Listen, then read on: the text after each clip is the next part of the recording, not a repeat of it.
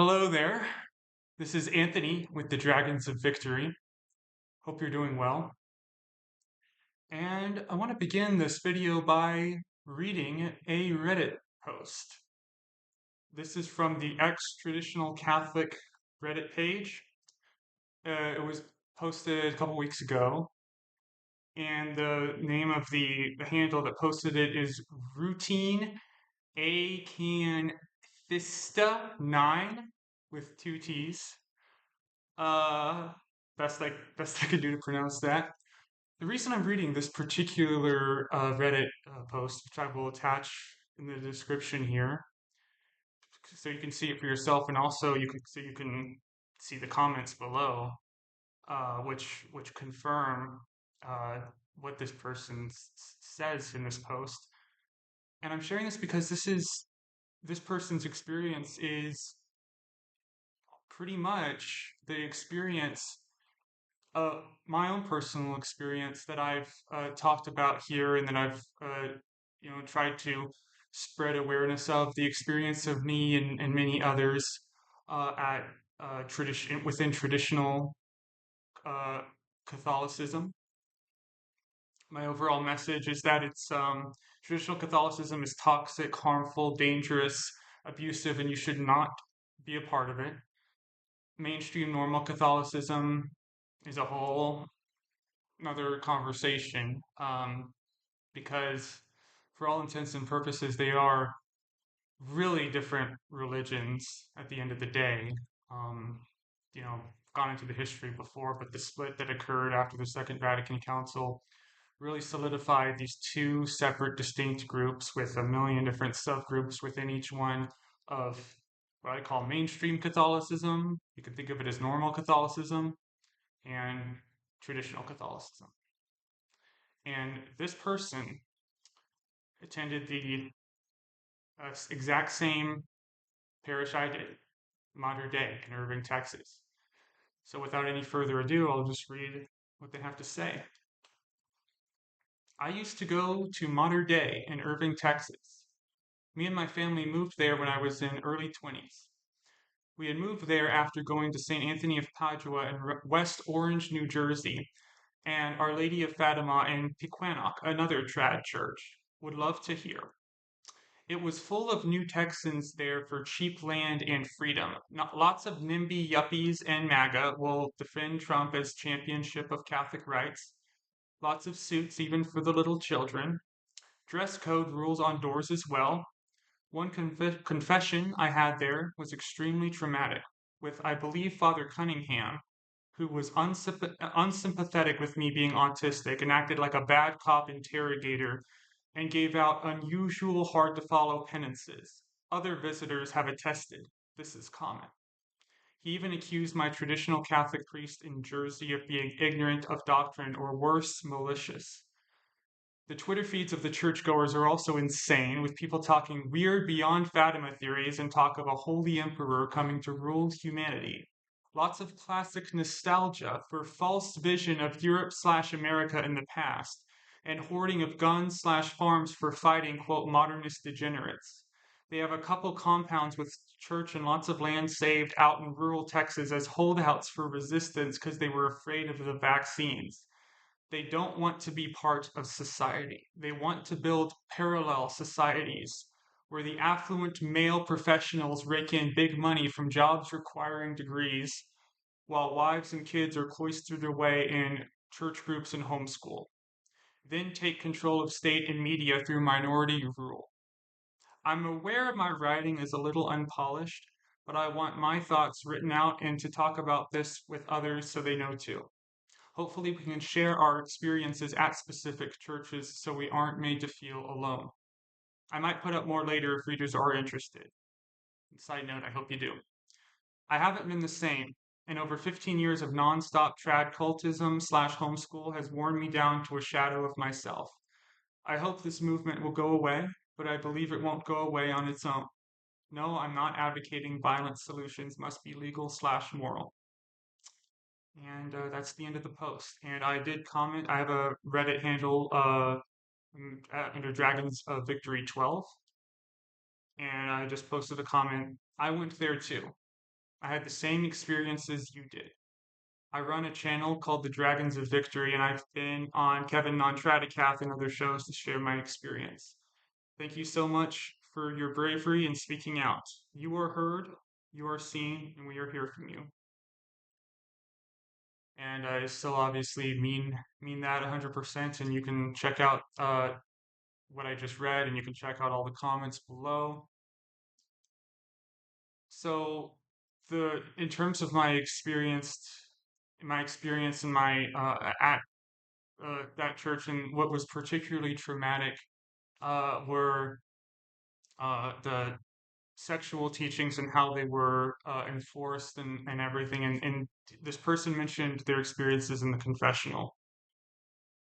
Wolf, the priest who hurt me, um, was my primary spiritual advisor, I would say, and he spiritually advised me by me listening to his sermons, me talking to him in sort of informal one-on-one settings, and also in the confessional. But there were many other priests trad priests who I, you know, went to confession to as well. And the way the trad cats do confession is it is you are alone, and there's the priest is in this other booth, and there's a wall separating you, so you can it's all a voice through a slot. You may see it in movies when they open up the slide and you talk through the thing. That's not how it's done in mainstream Catholicism. For the most part, you're sitting face to face in front of the priest. But the trad cats do it this way, and the benefit the benefit they claim is, there's an air of anonymity, but that's BS, because you're around these priests all the time. They know the sound of your voice at a certain point, and uh, they'll and they do bring things back up from it's not like it's a completely it's an experience where it's as if the priest is just talking to someone who he has no idea who it is. No, I can remember, maybe not Wolf specifically, but other priests, talking about, well, last time you said this, and now, and can't remember specifics, but the thing I hope, the thing that is so important to understand about what's abusive about this environment is it is so difficult for an outsider to spend and to just to get a sense of anything I'm talking about or anything this person's talking about, just by casually checking in on the service, going to the parish, just looking around, seeing how they're doing everything. They wouldn't get a sense initially, even if they spent significant time there, of what exactly is so dangerous and harmful here. But this person points it out. It's primarily what happens in the confessional, specifically at um, in traditional circles, because you know the the crisis of sexual abuse within the Catholic Church, many instances of it took place within the confessional. But aside from physically, you know, aside from physical abuse of a sexual nature, extensive psychological and spiritual abuse of a sexual nature takes place within those confessionals, because yeah, you're in separate rooms. There's a wall. The idea is, oh, that protects you from the priest, I guess. Which is, again, step back here for a second. Um, Clearly there's a larger issue here regarding the abuse crisis. I've heard this. I've heard traditional Catholics say that they feel safe with their kid in the traditional Catholic confessional because there's a wall there, so the priest can't get to them. And it's like, okay, well, why are you putting your kid alone in a room with a priest at all, if that's even a concern of yours? And of course, the answer to that is, well, the narrative within trad Catholicism is that's a Vatican II problem. Traditional Catholic priests don't do that. Well, they do.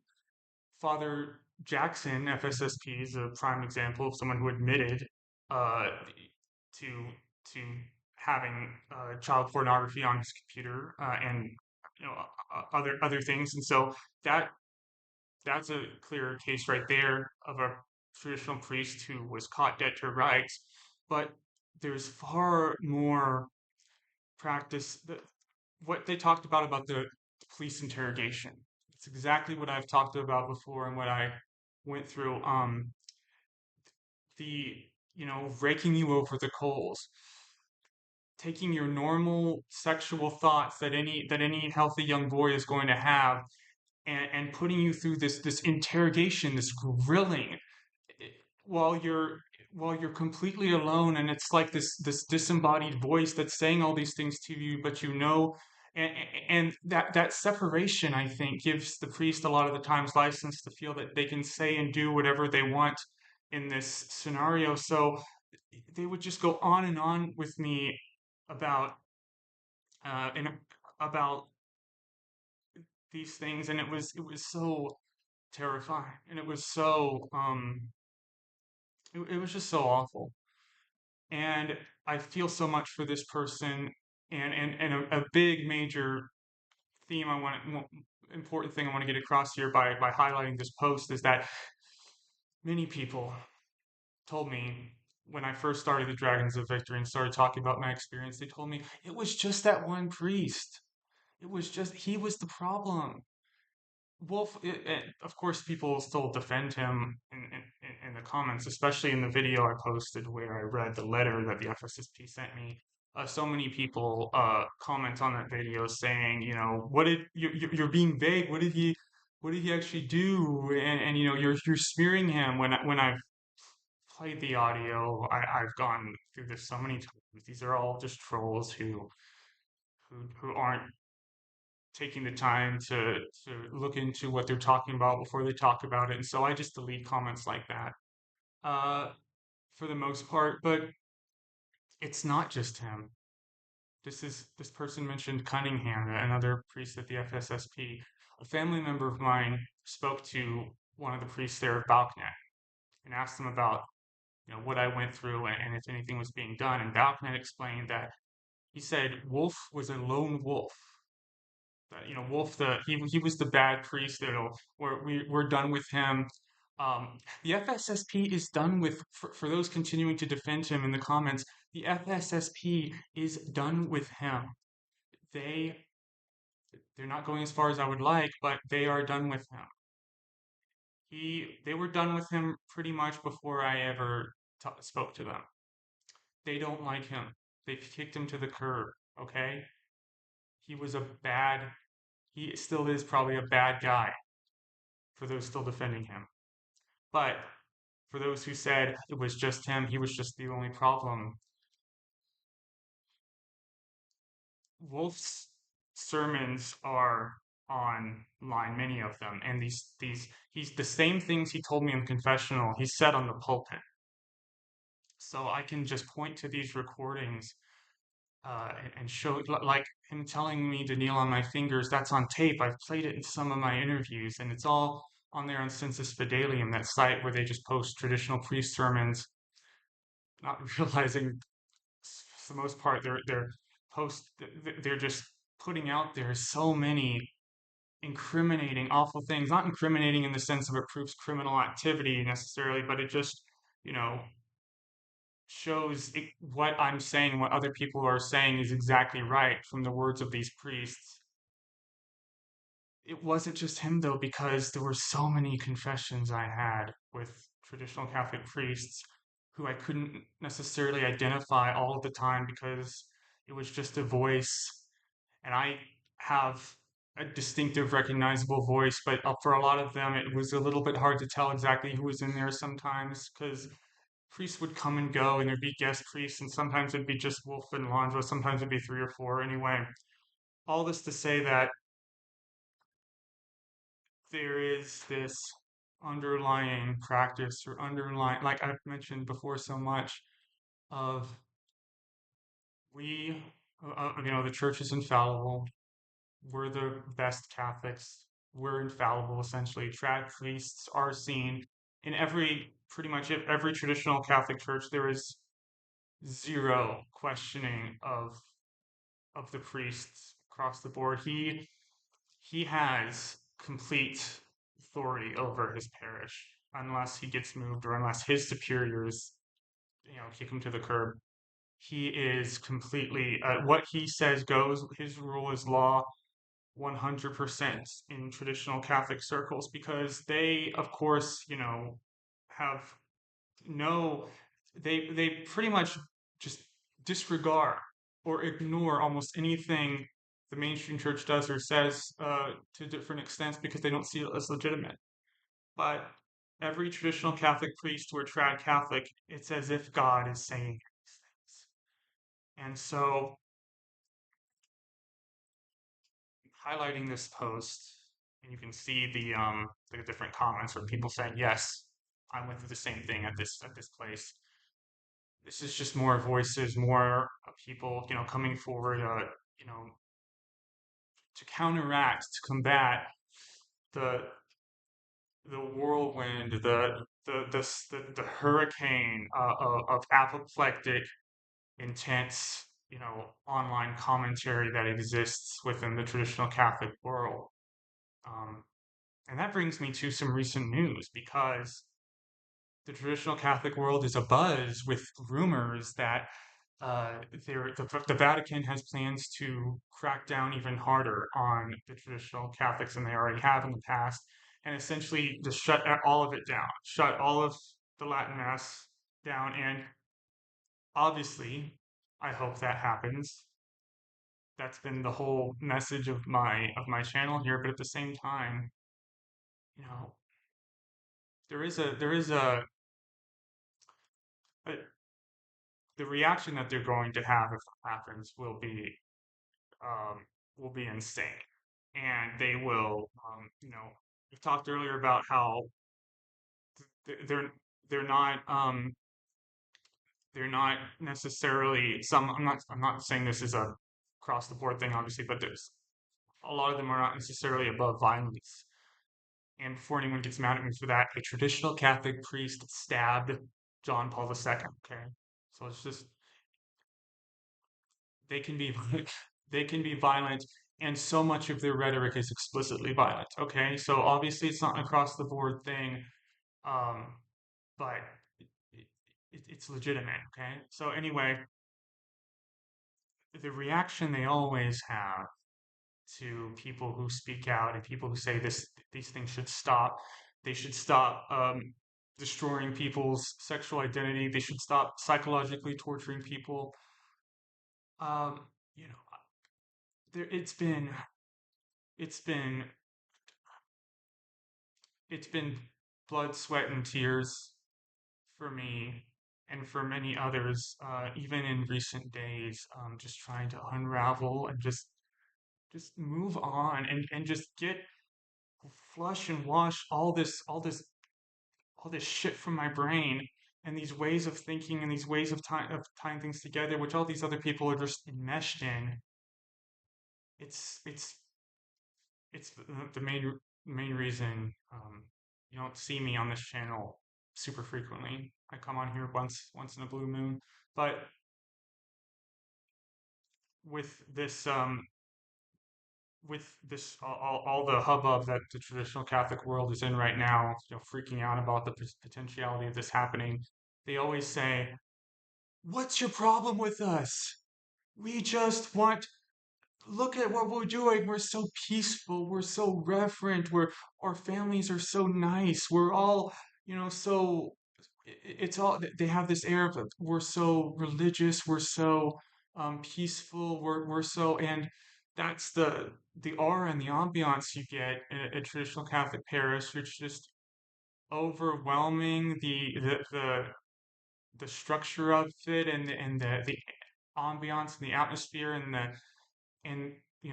all the incense they use it's very powerful stuff the smells of it's designed to overwhelm you, and you're constantly being overwhelmed every time you go to traditional Catholic parish church service.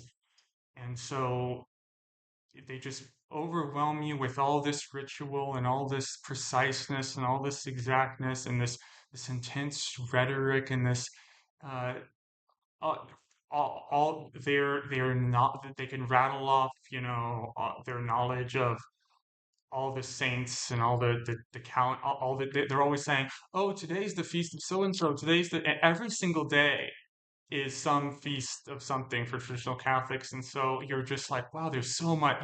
An outsider might think there's so much here. There's, and there is a lot there.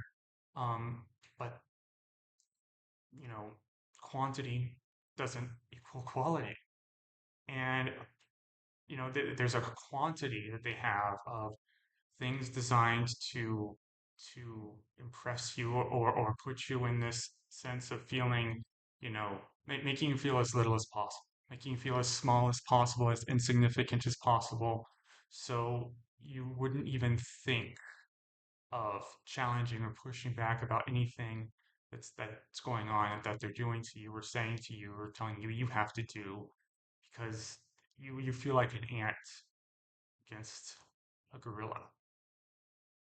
But that all switches when you're enmeshed in it. That all goes when you're enmeshed in the world, and when you hear this on a daily basis, on a regular basis, you you're constantly, like this person said in the post, it's constant warlike rhetoric. It's constantly talking about all the saints of the past and how they were tortured and killed, and how they inflicted torture on themselves.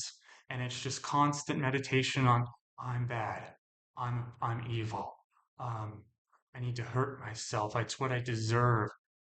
It's just on and on like this, and their goal, their vision of society is what they call the social reign of Christ the King, and don't think that any they don't think that any issue the outside world would have with anything they want to do is legitimate in any way whatsoever. They're not concerned about what any of you think, because everyone's evil except for them.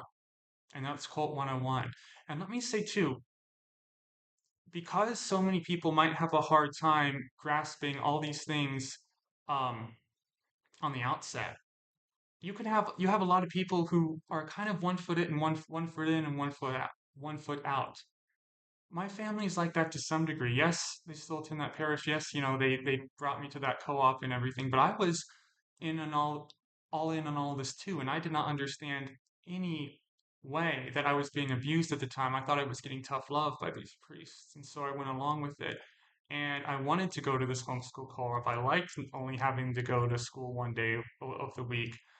Um, but now that I've left, it was it was hard and tough, going through this with my family. But at the end of the day, we still love each other, and we always will. And they're always going to be there for me, and I'm always going to be there for them, everyone in my family. But I can see that not being the case for so many other. Uh, there's this one trad Cath YouTuber, a Catholic wife, and she has this video. Try to find it and attach it, where she says that if her child were to tell her she wouldn't want to get married in the Catholic Church, she wouldn't attend her wedding. She's just openly, proudly declaring to the world how how little she cares about her daughter, how little she respects her daughter's wishes. That this one little technicality, this one little detail would rift that that family relationship to such a degree. And she's proudly saying that. She's proudly declaring how she would treat her daughter, as if that's something to be admired, and it's something to be despised. Because the they don't want you. It's all about um, completely annihilating yourself, your identity, which they pitch as moral and ethical. But you are all you have. If you if you surrender your entire identity to an organization, you're dying. That's death. And we are we are alive. We're meant here to do things and to express our uniqueness. And again, this is bit of a detour, but I was main point. But earlier, I said it's all about it. You can have the 1 foot in, 1 foot out to some degree. There's people who might regularly attend this who might not necessarily be plugged in to all the nonsense, but you're encouraged to go deeper. You're encouraged and shamed to do more and to study more and to go to more talks and to listen. They record all their sermons so you can listen to all of them.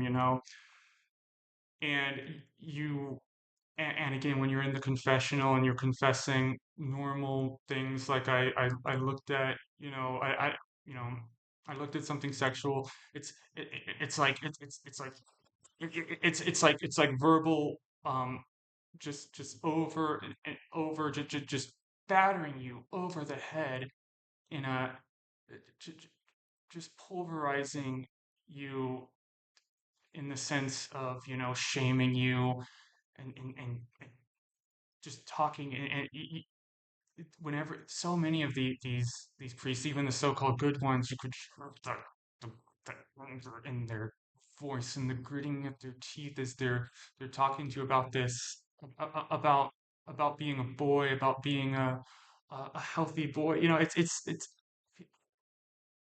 there's like the person you know who I just read their post expressed how they might be having hard times as they're typing this, you know, getting all these thoughts coherently together. And even still, I kind of feel like that's going on right now. But the pilgrims, there's a romanticized idea of what the pilgrims were about how they were just escaping, religious persecution, but they, did the Salem witch trials.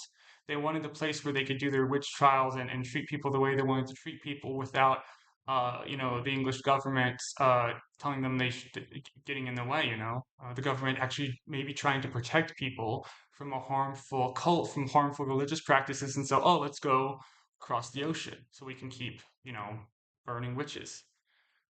So there's a parallel situation going on.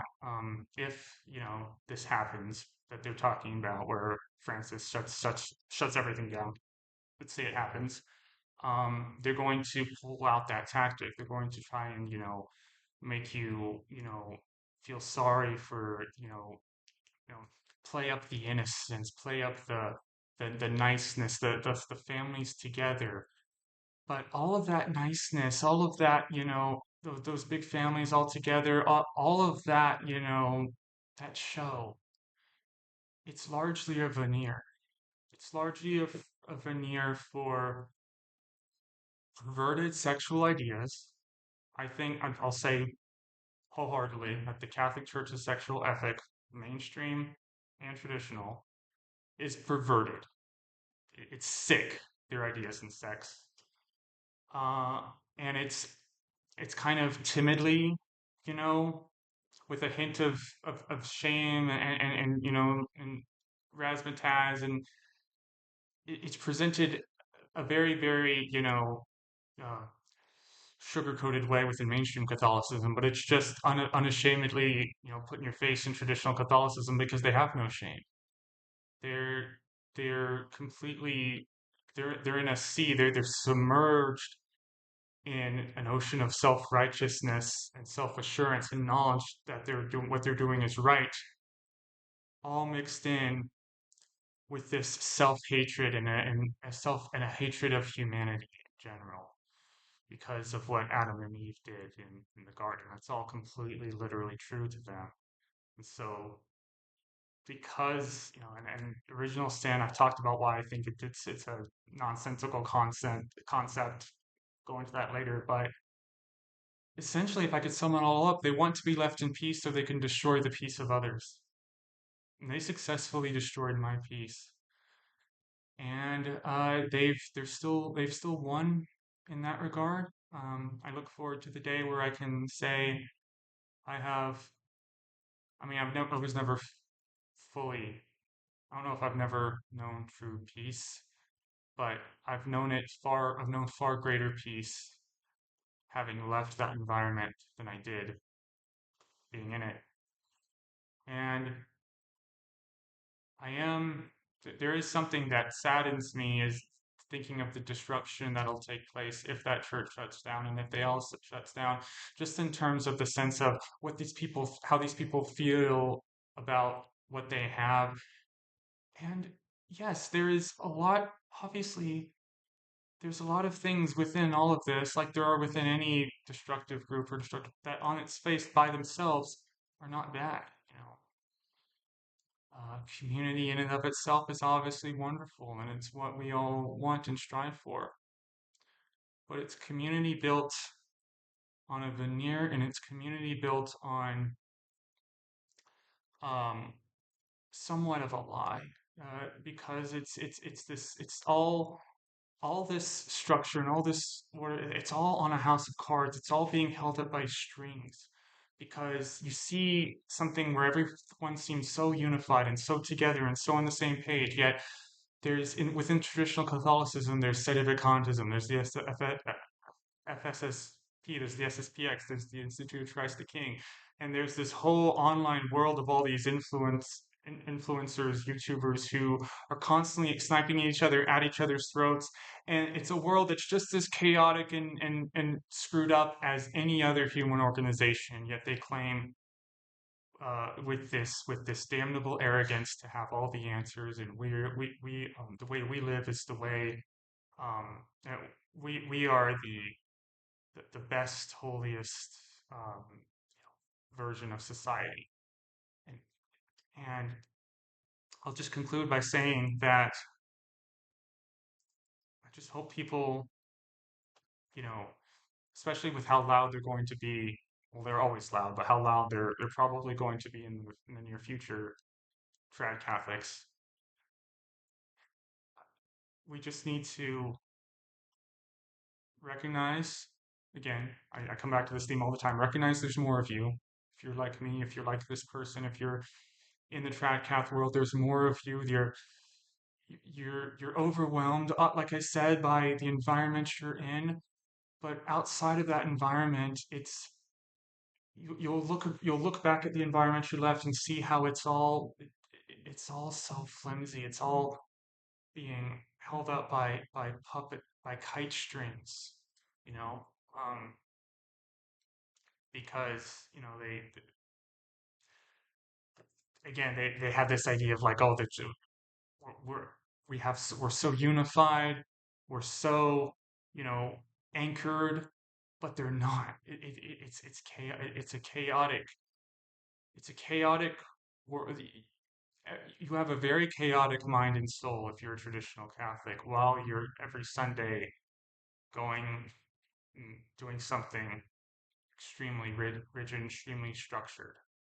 Um, that that stillness that they engender, and that ritual and that ambiance leads to, um, just a whirlwind of pain and sadness, which they want you to to experience because it's penance, because you'll be rewarded in heaven. And I'll just close by saying this. This is something Wolf said, the priest who hurt me. I'm not gonna find and attach that sermon where he said that, because if I can help it, I don't want to hear his voice ever again. I don't want to ever go through and scan through a video of his ever again. But, you can, he did say this.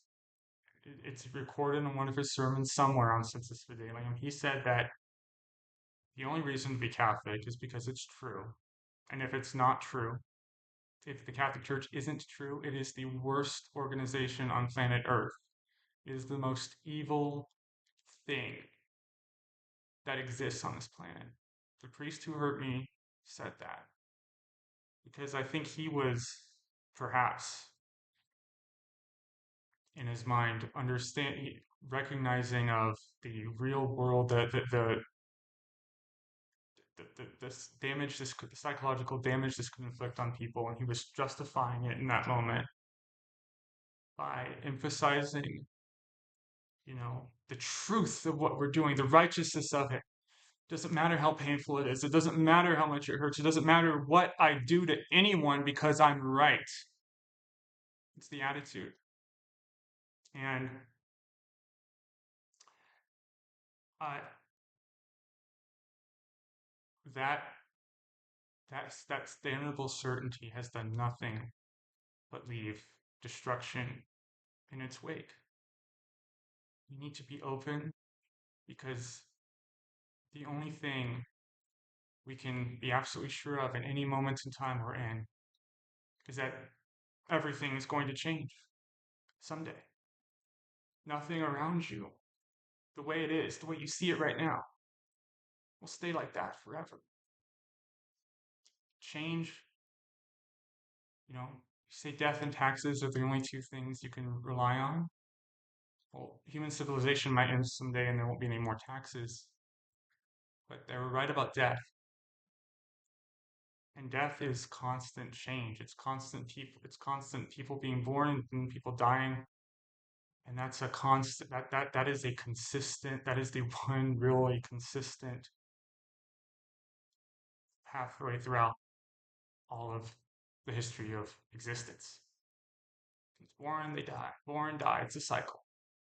And the idea that you can hold on, or that you can hold on that tightly to anything is just not natural. And Wolf recognized in that moment the destruction that he was that he was, you know, wrought, that they say, you wrought destruction. I was trying to find the verb form of that, whatever. He knew how destructive he was being, and perhaps they all know how destructive they were being, and they all talk like this. They all, not all, perhaps not 100%, but it's culturally ingrained to treat people like this in confessional and to act like this on the pulpit because um, they have no shame because God's on their side. Well, let me adjust that. They do have shame for the fact that they exist, but because they do have shame for the sin that they committed in the Garden of Eden, because somehow that guilt is wrapped in with all of us. But they have no shame for anything related to outsiders, non-Catholics, um, and they have an attitude of they can really you know treat them. We're like a pet. It's like they. And not every traditional Catholic will be this way, but that is the mindset the deeper you get into. But if it's not true, and for those of you who defend Wolf, this came from him. If it's not true, you are destroying people's lives for no reason. And mainstream Catholicism destroys people's lives too. But since the Second Vatican Council, they've tried, however ineptly, however, misguidedly, they've tried to soften and they've tried to change their approach and they've tried to adjust. There was a recognition on their part of wrongdoing. There will never be in the Tract world. And so just don't fall for their victim um, narrative that they're going to start, that they're already, trumpeting.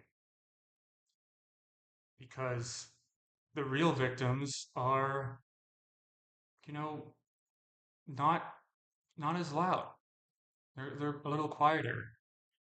They're perhaps trying to just move on with their lives and, you know, let people who behave differently than them live and let live as long as they're not hurting anyone. But that is not the mindset the traditional Catholics are in.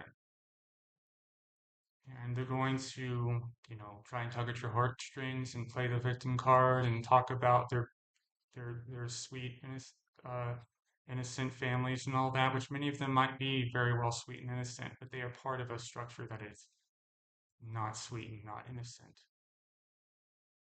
So that's all I'll say for now on that. Check out this Reddit post. Scroll through the comments. Keep going through Reddit through the ex-traditional Catholic page to see more and more. There's plenty of people sharing their experiences on the ex-traditional Catholic Reddit page. I just wanted to highlight this one because they went to the same parish I did. So